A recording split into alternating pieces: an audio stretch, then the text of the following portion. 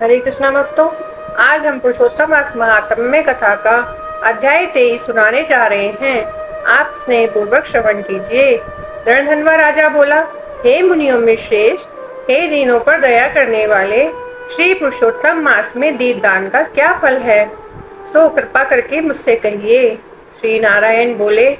इस प्रकार राजा रणधनवा के पूछने पर अत्यंत प्रसन्न मुनियों में श्रेष्ठ वाल्मीकि मुनि ने हंसते हुए विनीत अत्यंत नम्र राजा रणधनवा से कहा।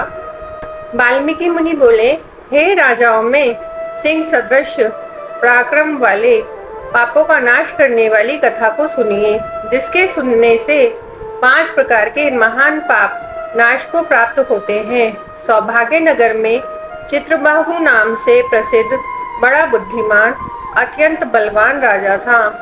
वह क्षमाशील, समस्त धर्मों को जानने वाला, शील रूप और दया से युक्त, ब्राह्मणों का भक्त, भगवान का भक्त, कथा के श्रवण में तत्पर, हमेशा अपनी स्त्री में प्रेम करने वाला, पशु पुत्र से युक्त, चतुरंगनी सेना से युक्त, ऐश्वर्य में कुबेर के समान था। उसकी चंद्रकला नाम की स्त्री 64 कला को जानने वाली, पतिव्रता, महान, भाग्यवती, भगवान की भक्ति करने वाली थी। उसके साथ युवा चित्रबाहु राजा पृथ्वी का भोग करने लगा। बिना श्री कृष्ण के दूसरे देवता को नहीं जानता था। एक दिन पृथ्वीपति राजा चित्रबाहु ने दूर से ही आए हुए मुनियों में श्रेष्ठ अगस्त्य मुनि को देखकर पृथ्वी में दंडवत प्रणाम कर उनकी विधि पूर्वक पूजा की और भगवान से आसन देकर मुनि श्रेष्ठ के सम्मुख बैठ गया। विनय से नम्र होकर मुनि श्रेष्ठ से बोला। राजा बोला, आज मेरा जन्म सफल हुआ, आज मेरा दिन सफल हुआ, आज मेरा राज्य सफल हुआ, आज मेरा ग्रह सफल हुआ, जो आप श्री कृष्णचंद्र जी के सेवक आज मेरे घर में आए। आपसे देखा गया मैं ताप पुंजश से मुक्त हो गया। आपको हाथी घोड़े रथ से युक्त समस्त राज्य समर्पण किया। हे मुनि श्रेष्ठ, आप वैष्णव हो, आपके लिए कोई भी अदय वस्तु नहीं है। वैष्णव को थोड़ा भी दिया हुआ मेरु पर्वत के समान होता है। जो कौड़ी के बराबर शाक अथवा उत्तम अन्न जिस दिन वैष्णव ब्राह्मण को नहीं देता है, वह दिन उसका विफल है, ऐसा वेद के जानने वालों ने कहा है।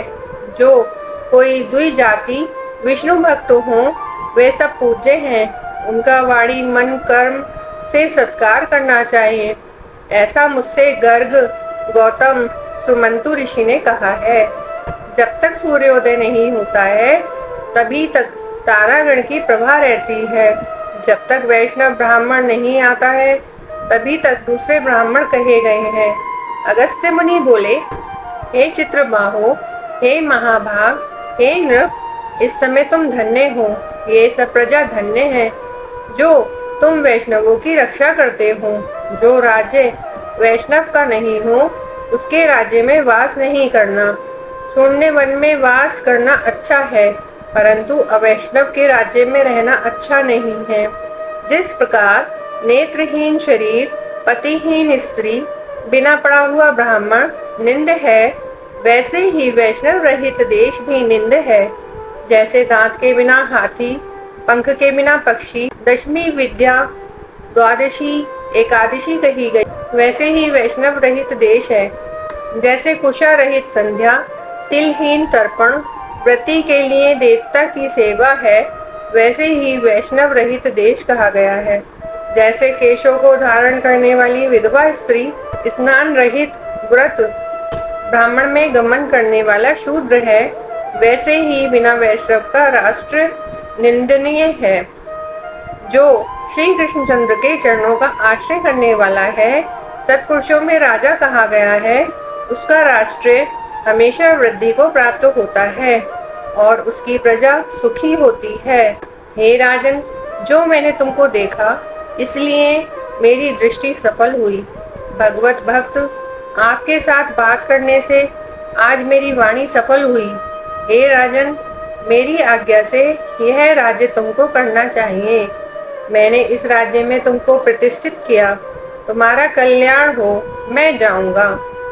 श्री नारायण बोले, इस प्रकार कहकर जाने की इच्छा करने वाले श्रेष्ठ मुनि अगस्त्य को चित्रबाहु राजा की पतिव्रता स्त्री ने परम भक्ति के साथ प्रणाम किया। अगस्त्य मुनि बोले, हे शुभे, तू सदा सौभाग्यवती हो और भक्ति से पति की सेवा कर। श्री गोपीजन के वल्लभ श्री कृष्णचंद्र में तेरी सदा दृढ़ भक्ति हो। इस प्रकार आशीर्वाद देते हुए अगस्त्य ऋषि से विनय पूर्वक सिर नवाकर और अंजलि बांधकर चित्रबाहु राजा ने फिर कहा।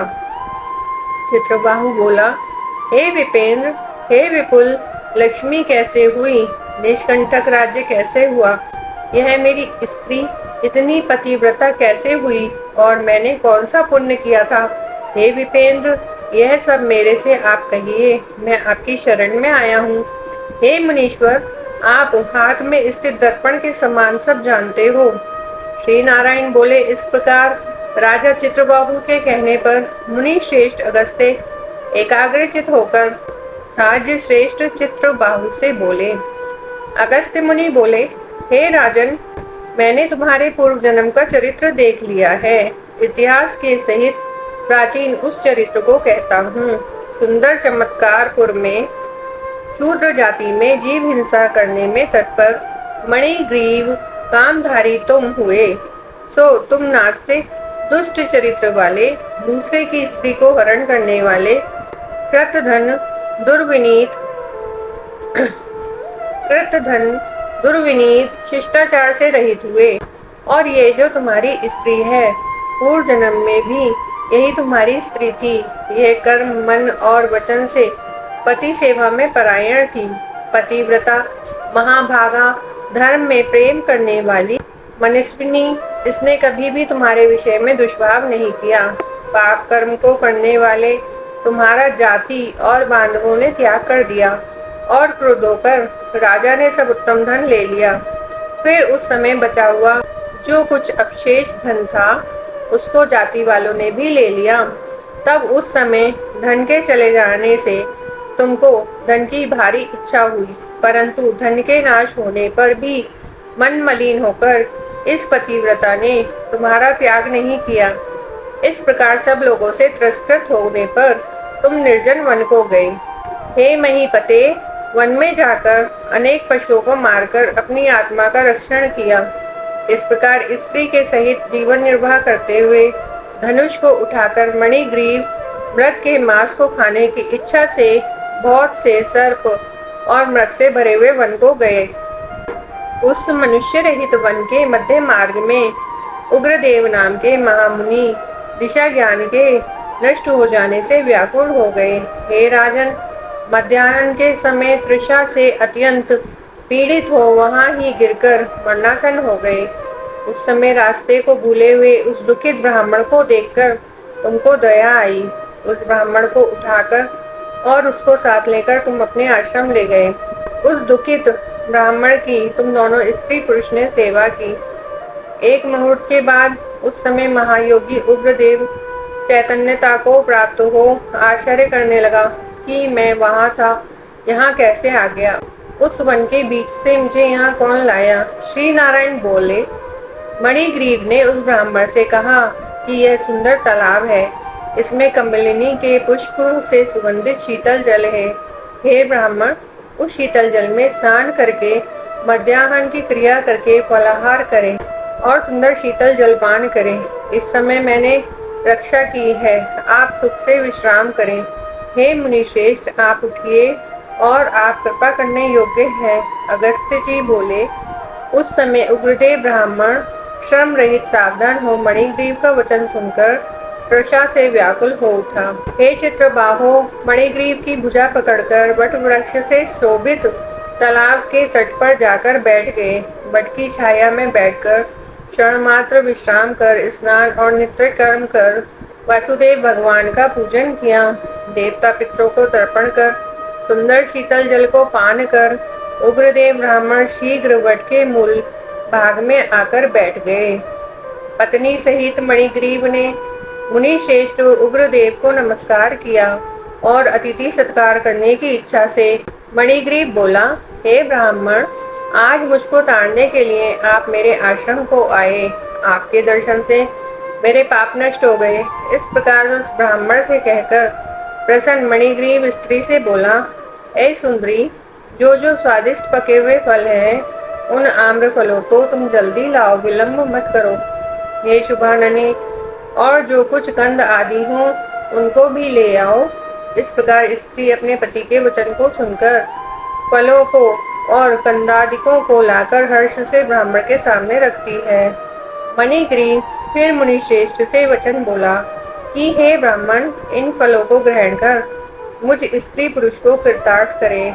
उग्रदेव ब्राह्मण बोला, तुमको मैं नहीं जानता हूँ, तुम कौन हो, सो मेरे से कहो। विद्वान ब्राह्मण को चाहिए कि अपरिचित का भोजन नहीं करे।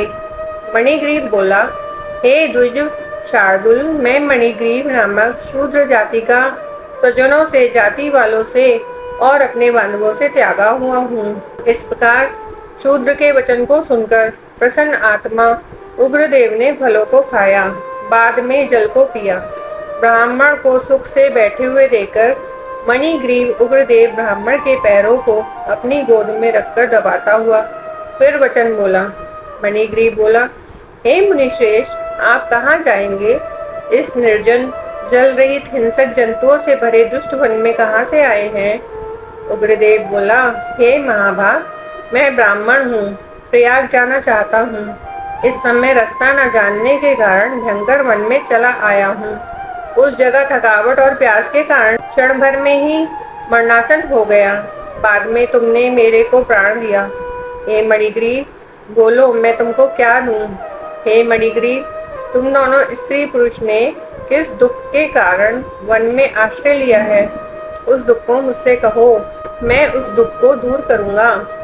अगस्त्य मुनि बोले।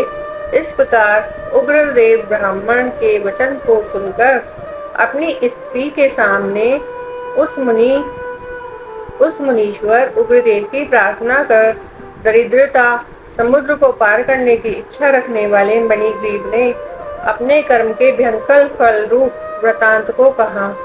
इति ब्रह्मणारद्ये पुराणे पुरुषोत्तमास महात्म्ये त्रयोविंशोऽध्याये।